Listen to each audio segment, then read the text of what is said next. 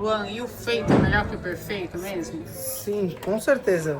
Às vezes a gente fica buscando essa perfeição que não existe e eu Só acho existe que em Deus, né? e eu acho que essa perfeição ela acaba sendo uma autossabotagem aí que eu vejo que você coloca pra acabar só pra jogar pra frente todos os seus processos, projetos, Procrastinar, né? né? Você acaba procrastinando.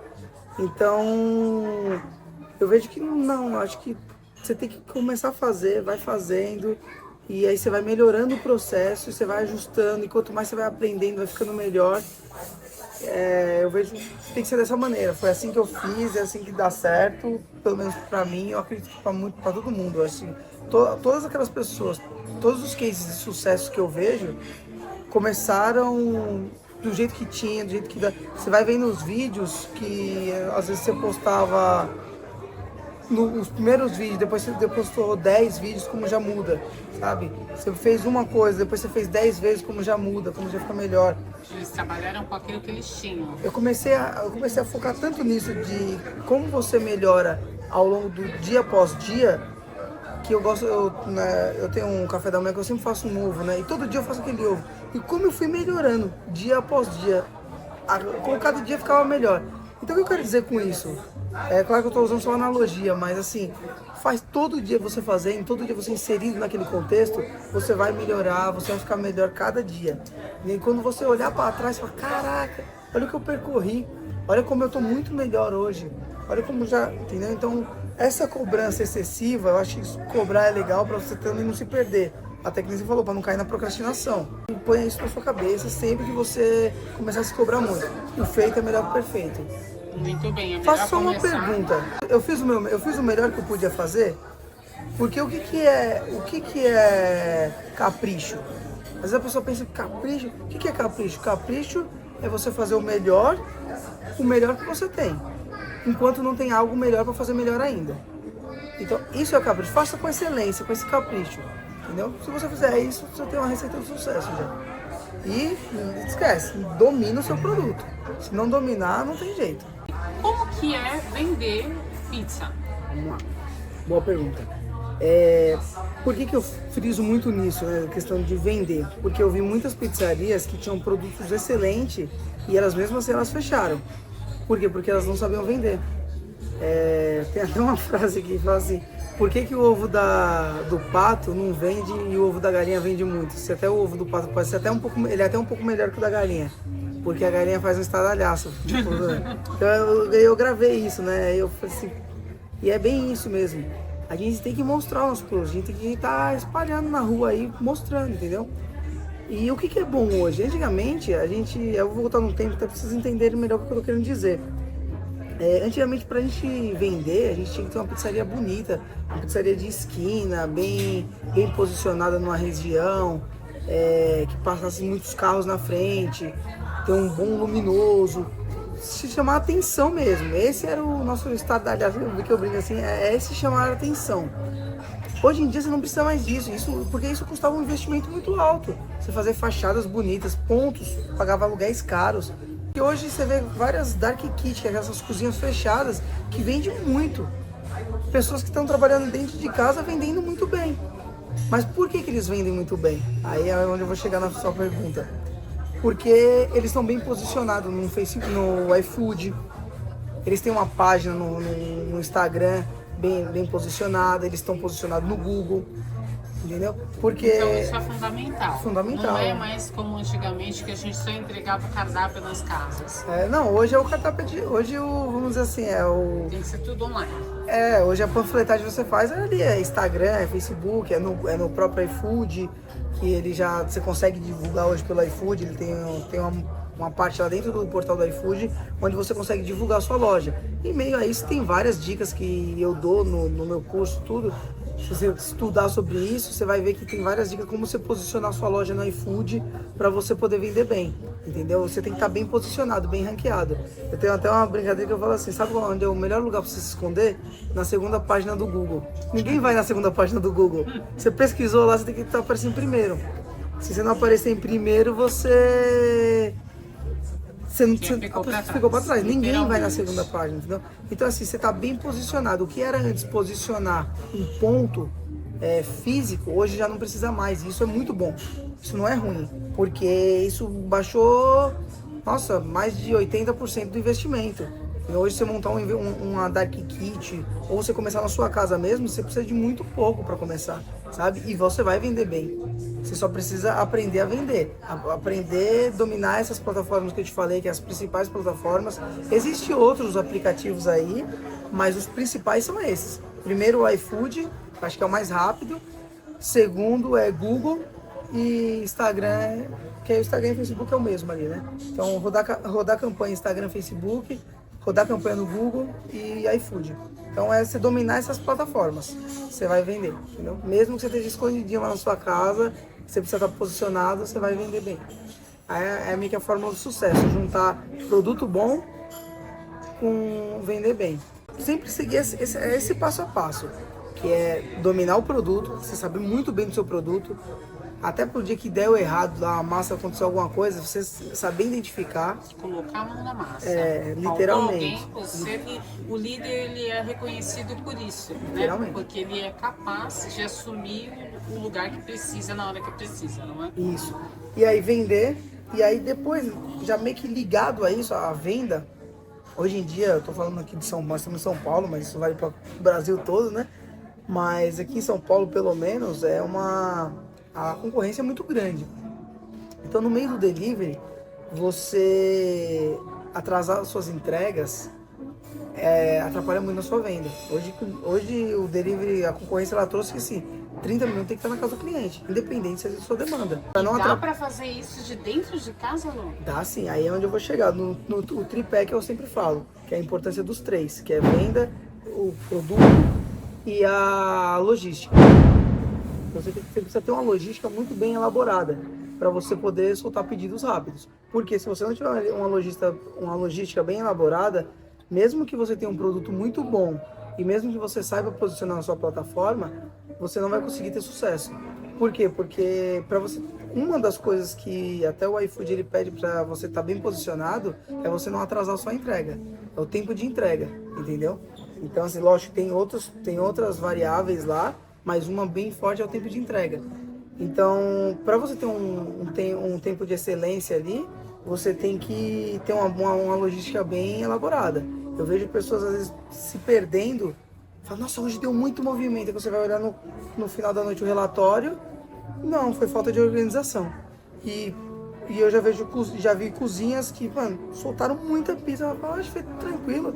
Aí você puxar o relatório, não, pô, vendemos mais do que... Batemos recorde, sabe? E foi tranquilo. Por quê? Organização.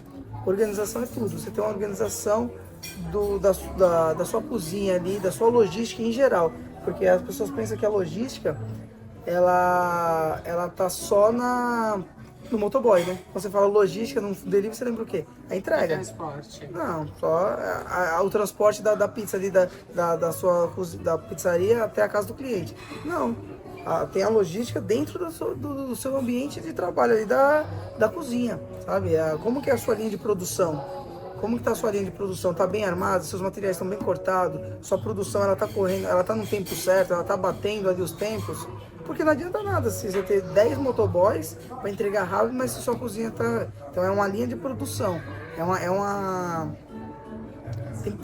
uma orquestra, vamos dizer assim, tem que estar todo mundo alinhado. É uma sequência de fatos, né? É uma sequência, E você vai nos ensinar, vai ensinar para todos nós, obviamente, como que regula o forno, quanto tempo leva para assar a pizza direitinho, porque eu acho que algumas pessoas têm essa dúvida, né? E muitas elas até ficam surpresas, porque é rapidinho, parece que é uma coisa muito distante, gente, mas é muito rápido que se assa uma pizza no forno apropriado, claro, porque não dá para fazer uma pizza profissional no forno que a gente tem em casa. Não dá.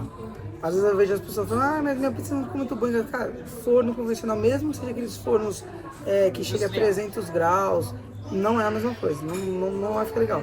Então você tem que ter o forno apropriado para pizza. É a única exigência que eu faço no meu curso, quando eu dou para os meus mentorados, eu falo, cara, o único investimento que você não tem como começar sem é o forno. O resto a gente dá um jeito. Ah, não tenho dinheiro, dá um jeito.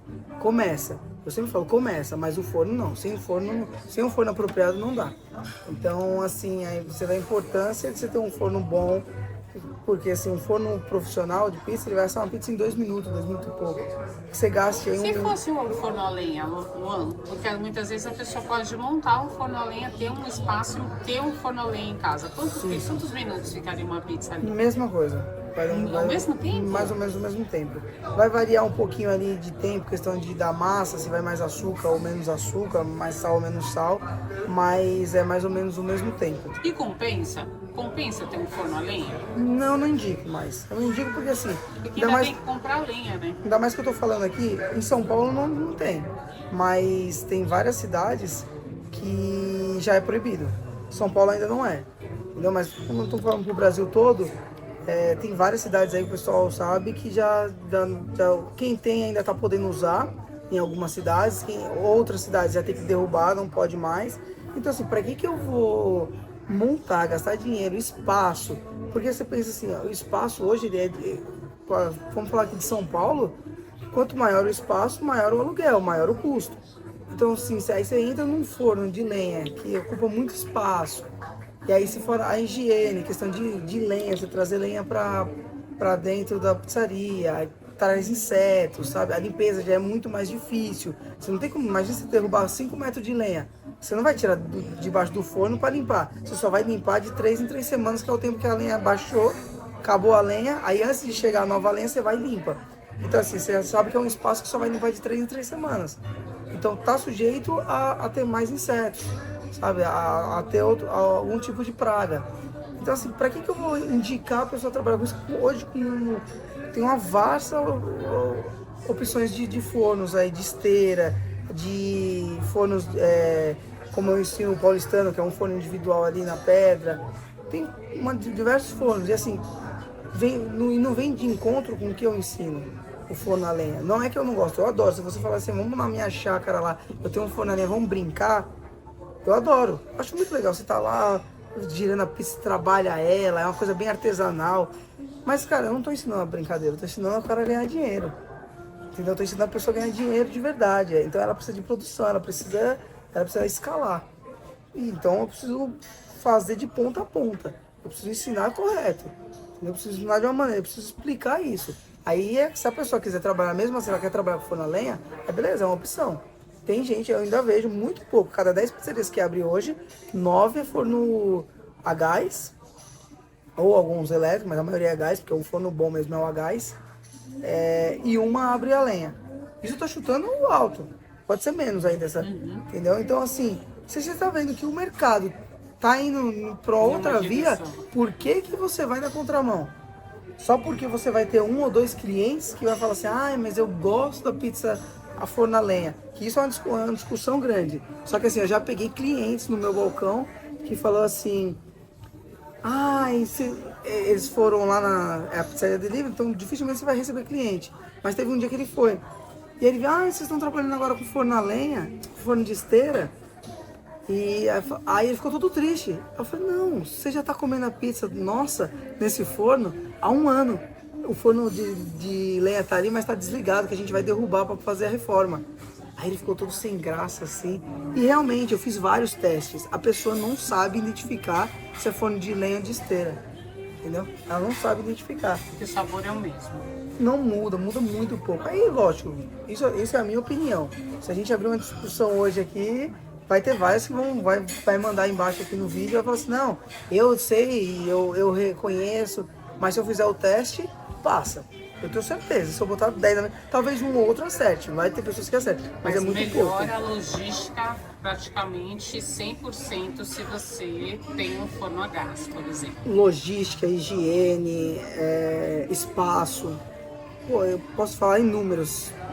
Prós que tem o forno de contínuo, que é o forno de esteira, do que o forno a lenha. Entendeu? Então não tem. Então, de tanto que você vai olhar para as grandes pizzarias, todas estão derrubando o forno a lenha e colocando forno de esteira. Algumas que têm medo do que o cliente vai achar, aí elas deixam o forno. Aí eu vou contar um segredo, hein? Os caras vão brigar comigo, mas eu vou falar. Conte-nos Eu não tudo, devo nada a não ninguém, eu vou esconda falar. nada. Mas o que tem de pizzaria com forno de lenha na frente, você passa e o forno de esteira tá no fundo, eu não vou te falar, velho. Mas o que tem de pizzaria é brincadeira, velho. Que o pessoal, porque os donos ficam com medo do que o cliente vai achar, ele deixa o forno de lenha na frente só de vitrine. As pessoas estão saindo tudo atrás do forno de esteira, entendeu? Então assim, não tem como, né? É o forno de esteira, é assim, a tecnologia ela vem, então ela vem para nos ajudar e as mudanças elas acontecem, gente. Então, eu não indico forno de lenha, tá? Só se você for fazer na sua casa. É, Na sua casa mesmo é uma assim, coisa. se você já tem, beleza, aí é legal. Eu também não indico você montar na sua casa, porque você não vai usar muito tempo. Você vai usar, às vezes, uma vez. Se você usar muito, você vai usar todo final de semana. Só no todo domingo, vamos dizer assim, se você usar muito. Eu vou fazer uma pizza todo sábado, uma vez por semana. Pra você esquentar esse forno, você não dá conta, você vai ter que ligar ele na quinta-feira, pra sábado tá bom. Ou na sexta-feira. Porque ele vai estar com as pedras tudo fria. Porque uma coisa é todo dia você trabalhar ali. Então ele mantém a caloria. Sim. De tanto que quando a gente vai derrubar um forno de pizza, a gente demora 3 semanas para derrubar ele. Por conta do Pra calor. esfriar ele, o calor dele tem que esperar 3 semanas para ele ficar totalmente frio. Você sabia disso? É. Olha, será que os seguidores sabiam disso? Entendeu? 3 semanas. Então ele manda. Olha a então, diferença olha o de tanto ter que ele um e demora. Olha o tanto que ele demora para poder esquentar e para esfriar. Então você acha que você vai aquecer ele no sábado à tarde para fazer pizza à noite? Não vai. Eu indico você comprar o forno paulistano, que é o individual, ou já ir com o tino de esteira quando você já tem uma produção. Qual é o passo a passo que eu ensino para os meus mentorados? Eu falo assim, ó, cara, começa com esse, porque o investimento do contínuo, forno de esteira, é alto. Um forno que vai custar 20, 30 mil reais, dependendo do tamanho. Eu indico você começar com forno paulistano pequeno, e aí depois que você já tem um certo movimento, já tem uma certa demanda, dependendo, coloca 2 desse paulistano, ou não, já tem uma grana, já juntei uma grana legal, vai pro de esteira. E qual é a diferença de comprar, por exemplo, em um atacadão ou em um supermercado grande e de comprar num distribuidor que é especializado? Olha, tem os seus prós e contras. O distribuidor, ele não é muito de fazer muita promoção, é mais meio que um preço fixo ali. Toda semana você vai estar pagando mais ou menos aquilo. Só que você tem o conforto de ele entregar na sua porta, entendeu? Você não vai ter que sair para você só liga, passa o pedido, às vezes pelo WhatsApp mesmo você passa o pedido, ele vai entregar no outro dia ele entregar na sua porta. Aí vai mandar um boleto para 7 dias, você tem um prazo, entendeu? Quando você libera um crédito. Então tem esses bônus. O que é o bom do mercado? O mercado ele dá várias promoções assim relâmpago. Então, do nada, você acha uma promoção lá e aí você consegue estocar, entendeu? E aí, nisso, você já ganha uma graninha a mais. Saber comprar o seu material é também muito importante. Aí é onde a gente ganha dinheiro, entendeu? Comprando com preço. Então, eu vejo que os dois se completam. No começo, a gente tem que ir para atacadão mesmo, porque a gente vai comprar pouco material. A gente compra nos atacadões, né? Sempre você vai ter que ir no mercado comprar alguma coisa. Então é um complemento dos dois. Não é um é melhor que o outro. Você vai juntar os dois e você vai ver que você vai ter que comprar nos dois. Tá. E quando a gente, vamos supor que a gente começou um negócio hoje, a gente começou um negócio e esse negócio já está durando uma semana. Eu decido como, se eu envio ou faço compra de, por exemplo, refrigerante, acho que refrigerante só, né? Para poder mandar entregar. Isso é vantajoso para quem está começando em casa? É um diferencial? Se não tiver te obrigar a comprar muito, para você ficar com muito estoque parado, aí é vantajoso. Se te entregar, se tiver um preço atrativo, é vantajoso. Porque você tem que colocar em conta tudo. Você colocar em conta gasolina, tempo. Porque assim, o tempo que você perde às vezes para ir no mercado, para ir em algum lugar, você pode estar mexendo na sua plataforma do iFood. Porque gerir o tempo é primordial. Entendeu? Você tem que saber gerir seu tempo para você dar conta de tudo. E lembra que você está começando sozinho. Você vai ter que ocupar vários papéis no começo. Você vai trabalhar vai trabalhar dobrado, sabe? Então, assim, Mas pode, por exemplo, a esposa ajudar o esposo, o sim, esposo claro. ajudar o esposo, mas assim, Melhor quando ainda. a gente fala sozinho é a estrutura ali, tá em casa, então é os de casa, né, que tenham a responsabilidade e idade para poder trabalhar com as normas de segurança e de higiene, né? Sim, sim, correto. E aí, se você, aquele que tem uma esposa, tem um esposo, que já tem um parente, um familiar, ou um amigo, ou um sócio, o que seja, aí você vai dividir as tarefas. É importante você colocar no papel todas as tarefas que você tem para fazer, e aí você gerir bem o seu tempo para poder cumprir todas. E dá sossegado, porque assim, é um pouquinho de cada, porque no começo você entende, senão também não é grande, você não vai começar grande, você vai começar pequenininho, então só compra pequena, a maneira como você vai mexer no cardápio ali é rápido, tudo é proporcional ao tamanho que você é. Conforme você vai aumentando o seu tamanho, as coisas vão aumentando, as compras vão aumentar, tudo vai aumentar. E aí você vai aumentar a sua equipe também, entendeu? Então, vamos isso. Perfeito. E o que os nossos seguidores podem esperar dessa jornada? Cara, eu acho que para você que está procurando, que está querendo empreender, eu acho que você pode esperar sucesso com determinação, com vontade, com perseverança. Você chega lá. Eu não vendo nada que não é possível.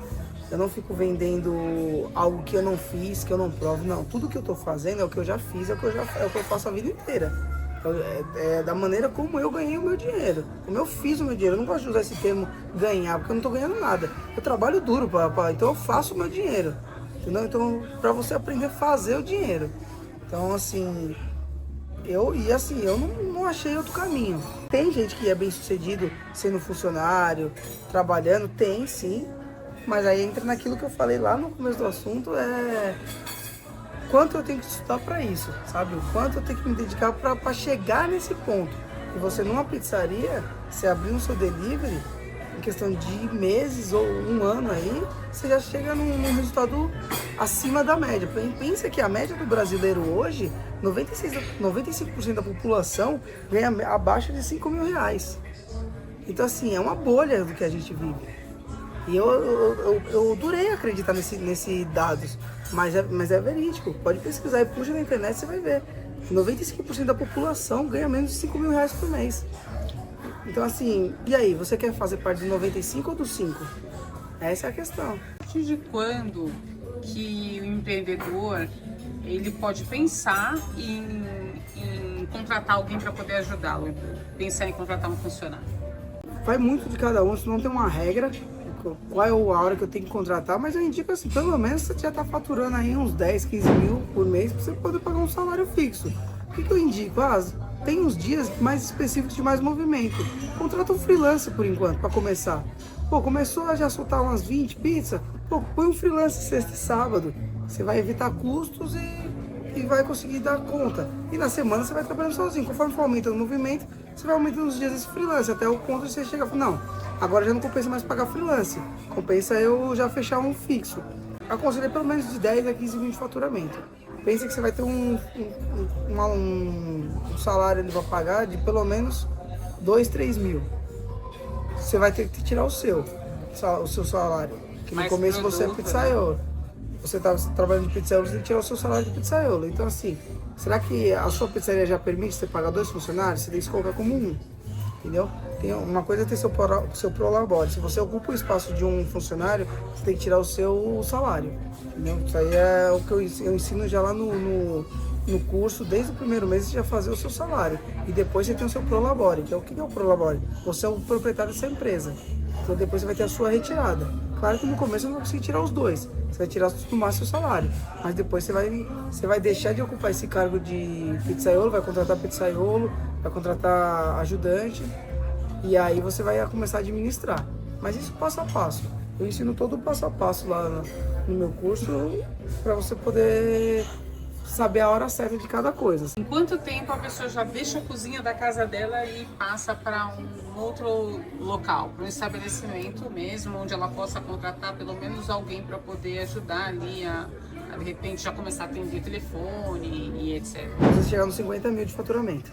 chegou em 50 mil de faturamento, você vai estar vendendo uma média ali de 800 pizzas, dependendo se tiver um ticket aí de R$60 mais ou menos. Vai estar vendendo aí mais ou menos isso daí. Depende do ticket que você vende, depende.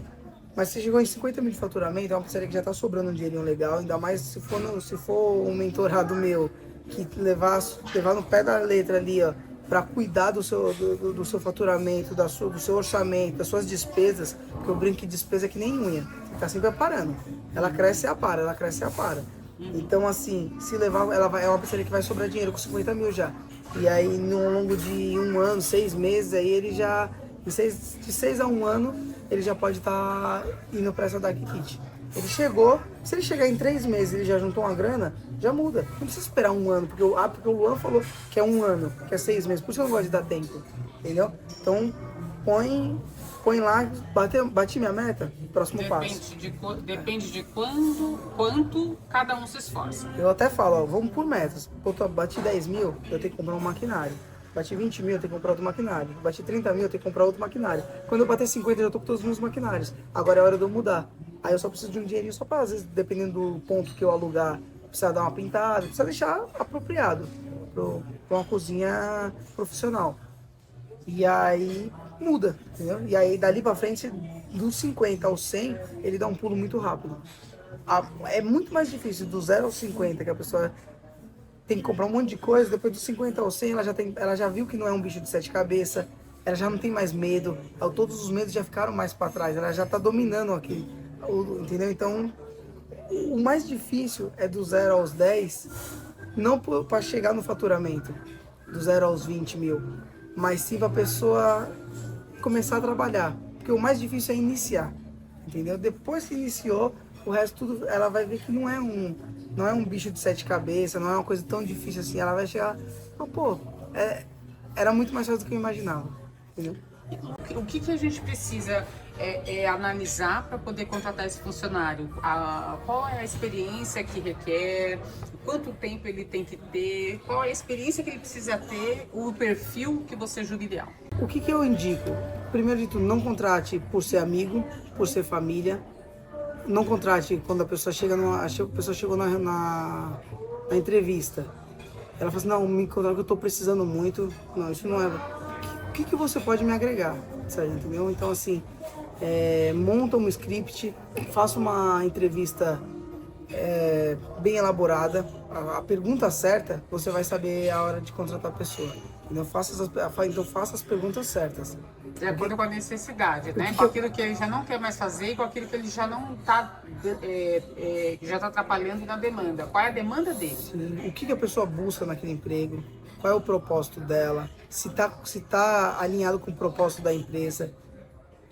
Quando você for contratar, já tenha um propósito de empresa, tenha uma cultura ali da sua empresa, é importantíssimo.